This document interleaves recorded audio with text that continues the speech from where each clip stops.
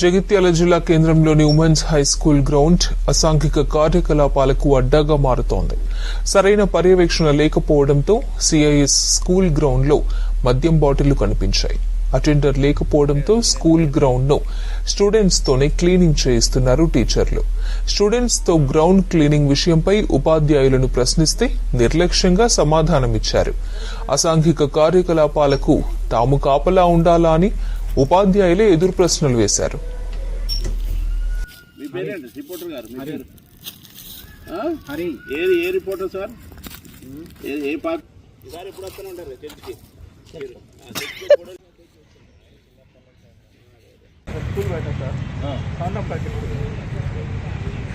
మరి అంత మంచిగా ఉంటుంది, అంత మంచిగా ఉంటుంది ఈ వ్యవస్థ.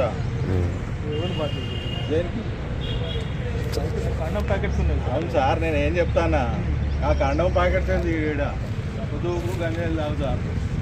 పోలీస్ కంప్లైంట్ చేయండి. కావాలి కాయాలనా పోలీసు మీరెందుకు చేస్తారు? మరి అటెండర్ లేరా? ఇలా అటెండర్ లేదా? మీరెందుకు చేస్తారు?